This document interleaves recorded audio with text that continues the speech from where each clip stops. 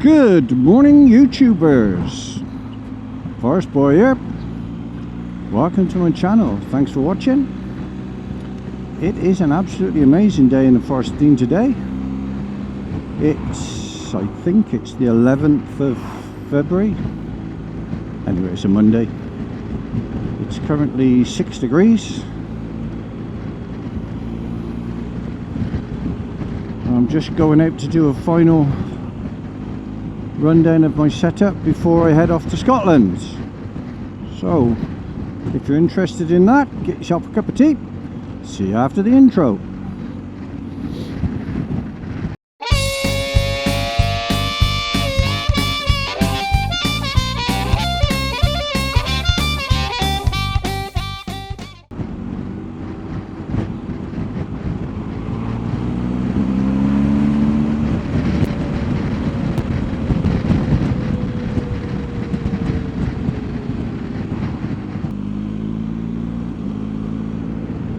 Okay, so in a couple of days' time I head off to Scotland. I'm taking 3 other guys on a tour,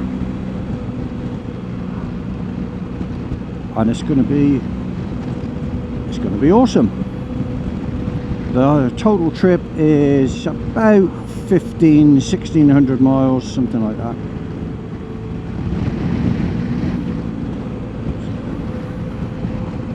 So day one, and I'll put some maps up as I'm describing the days if I can find them. Day one really is the grueling day. We have to get to Edinburgh to start the trip, which is 400 miles approximately. So if it was summertime we'd go all across country, but this time of the year with it getting dark early and freezing as soon as the sun sets, as soon as the sun goes down, we'll probably do a couple of hours on the motorway to get a big chunk of the mileage out of the way. Well, this sun on my left hand side is driving me mad through these trees. Yeah, we'll do a couple of hours on the motorway to get some miles done. And then we'll bear off right or east and go across country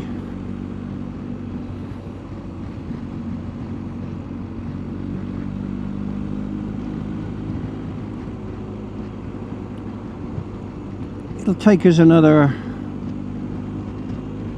3 hours cross country, but we'll be going through beautiful scenery, the Pennines, skirting the Kielder Forest. It'll be a nice ride. Well, the second half will. The first half will be horrible. But if you want to do Scotland from where we live, you have to put those hard miles in just to get there before you even start. But that'll be okay. So that'll be day one. As I say, 400 miles. Put the hard miles in, get it out of the way.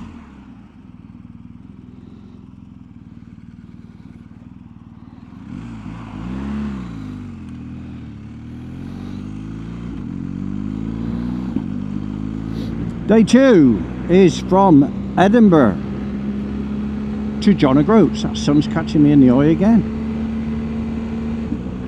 Edinburgh to John of Groats. This again is quite a long day, but a spectacular day. Another good 300 miles, maybe more. But we'll leave Edinburgh, we'll jump on the motorway for 40 miles up to Perth. And then we get off, we'll head again east towards Blackgowrie, Rattery, and then we'll head straight up over the Cairngorms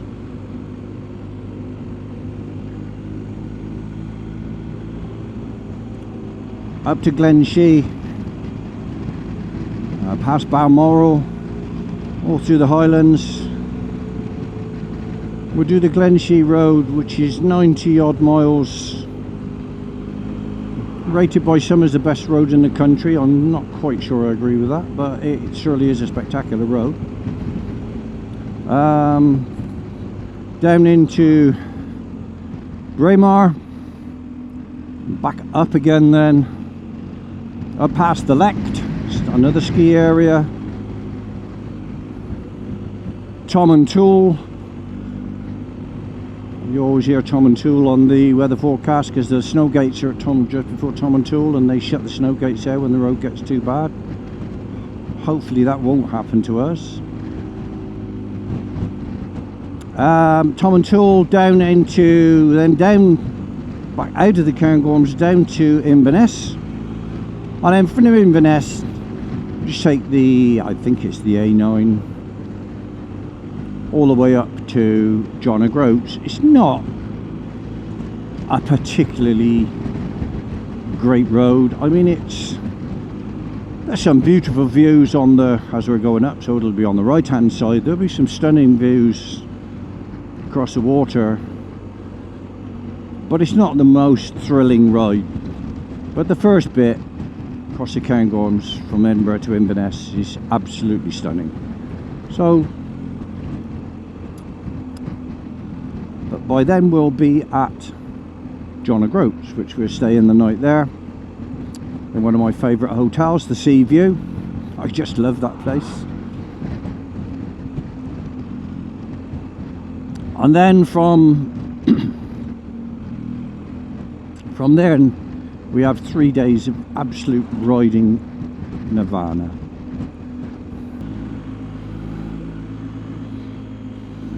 So day 3 of the Scotland trip is John O'Groats to Ullapool, following the NC 500. So we'll leave John O'Groats, head towards Thurso. If the weather's clear, we'll pop up to Dunnet Head, which is the most northerly point, the lighthouse up there. If not, we won't bother because you can't see a thing when you get up there if it's foggy. On across, just following the coast, hugging the coast. Spectacular road. If you haven't done it, go and do it. But do it out of season. July and August, keep away from it. But, well, I would say June, keep away from it as well. But the rest of the year is okay. We'll stop at Durness. If you have a look on the map, you'll see it. We'll stop at Durness, have a bit of lunch, have a break. It's a much shorter ride, day 3, probably 180 or 190 miles, not far. So we got a nice leisurely day, taking the scenery. I was saying, then, having said that, 180 miles on those roads is still a good ride. Lots and lots of single track, narrow, nadgery, twisty roads. Hopefully there'll be some wildlife and maybe see some deer, Highland cattle.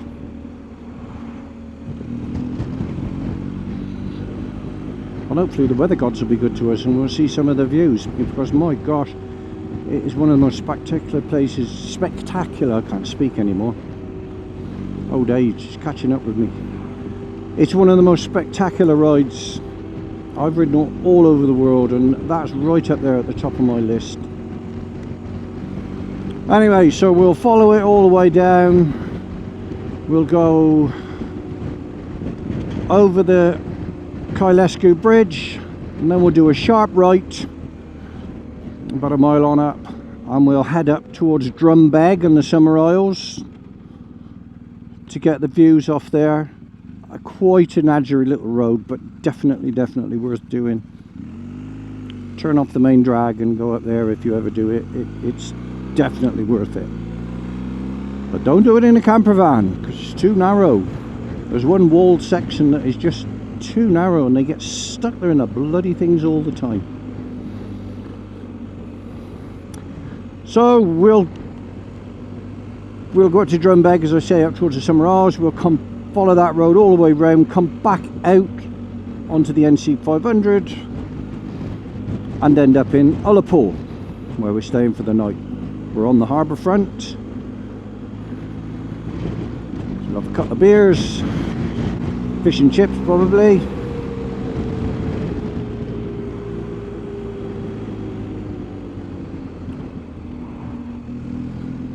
talk about our adventures.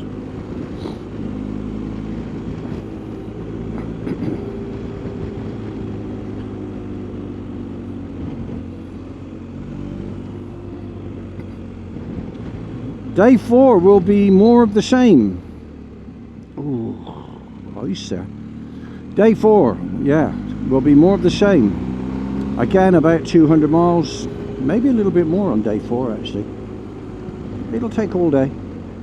So we'll leave Ullapool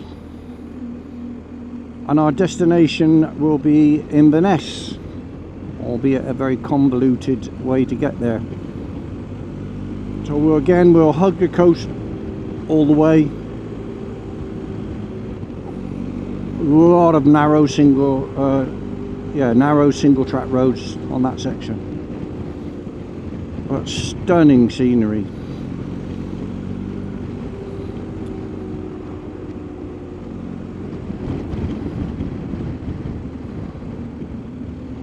We will probably stop at either Shieldag or Applecross, not sure yet, but one of the two. We'll stop, have a bit of lunch. We'll have earned it by the time we get to Applecross. Ooh, that is bright.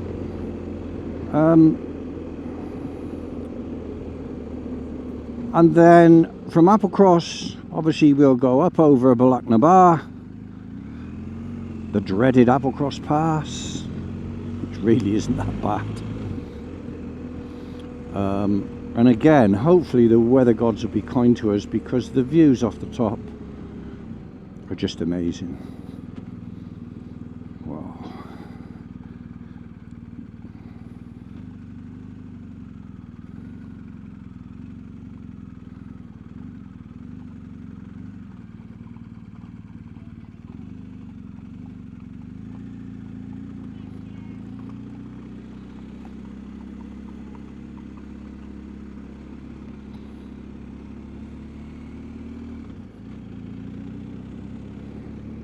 Yeah. Applecross Pass, yeah. Hopefully the weather gods will be shining on us and we'll be able to see some views off the top and the pass won't be covered in ice. I mean, that will be our big issue for this trip, will be ice. Especially in the Cairngorms, because the day we've been watching the weather every day for the last week, really, the long range forecast, and as it gets closer it gets more accurate. Our Cairngorms day is going to be somewhere between -3 and maybe 1 at best, but hopefully the road will be open and we'll be able to do that one. So yeah, Applecross, we'll come down off Applecross hopefully, and then past Lochimber, down past Ruggie Falls. If the weather's nice, we'll stop and have a look at the falls, because they should be in full flood at the moment.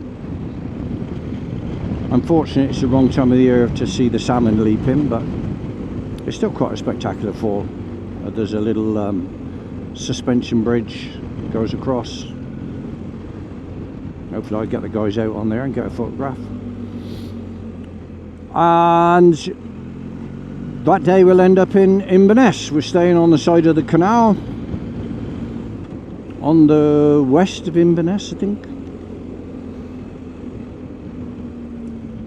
And that then is the NC 500 done, because it starts at Inverness and finishes at Inverness. So day 4, Inverness, NC 500 completed, hopefully.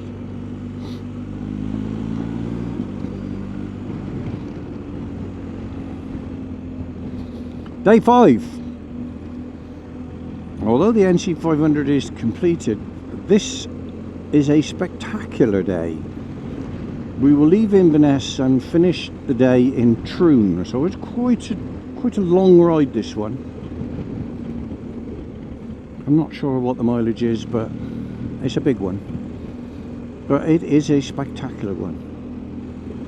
There'll be no motorway, hardly any dual carriageway. It's all Highlands, so we're riding through the Highlands, So from Inverness we'll head down past the locks, and we ride down the side of Loch Ness to Speenbridge, where the Commando Memorial is. Obviously we'll pull in there, just pay our respects. Fort William, where you can see Ben Nevis. At Fort William I do a left and I go across Rannoch Moor, and then I could pass the ski station, the ski area. From there I turn off past Rannoch Moor a few miles. I turn off and there's a little lane, a little track that goes right off Rannoch Moor, and it takes you down to this amazing water cascades. It's called Elan Duba or something like that. I'm not sure what the pronunciation is, so don't bother to correct me. And then we'll follow that. We'll come back out onto the main road. We'll follow it to. We'll turn off that and go to Inverary, where the beautiful castle is. You see it as you go over the Humpback Bridge just out of Inverary. Look to your left or right, depends which way you're going, away from the water, and you'll see the fairy tale castle. It's absolutely beautiful. We'll probably stop at just outside of Inverary, Loch Finn, which is famous for its oysters and salmon. We'll go into Loch Finn, have a bit of lunch. We'll carry on through the Highlands, following the lake locks, and eventually we'll get to a place called Dunoon, where we'll catch a little ferry across to Gourock, and then from Gourock we follow the coast down. Gets less interesting then, to be honest. That's probably the last bit. The last 40 or 50 miles is not spectacular. We'll follow that down until we get to Troon, which is our final stop on the journey. So Troon, we'll be having a few well-earned beers, some nice grub, talk nonsense about what went on during the last 5 days, and then from Troon the next morning we just head home. It's less of a big journey than the one to Edinburgh, but it's still going to take about 6 hours. So that's what we've got planned. Hopefully I'll get a bit of footage, make a video. I don't intend to spend all my time doing it, because I want to enjoy the trip, I want to enjoy the scenery, and I want to enjoy the company of the guys I'm with. So yeah, I will make a video and I will put something together at the end. But something I've learned on these trips is that if you spend too much time trying to do great photography and video, you miss the trip. You get stressed up about getting it all right, and you actually miss the trip, and you don't get the same pleasure out of it as the other guys do. So yeah, I'll do a bit and I'll make a video at the end of it, but it's not going to be an epic production. Not that I wouldn't know how to make an epic production anyway.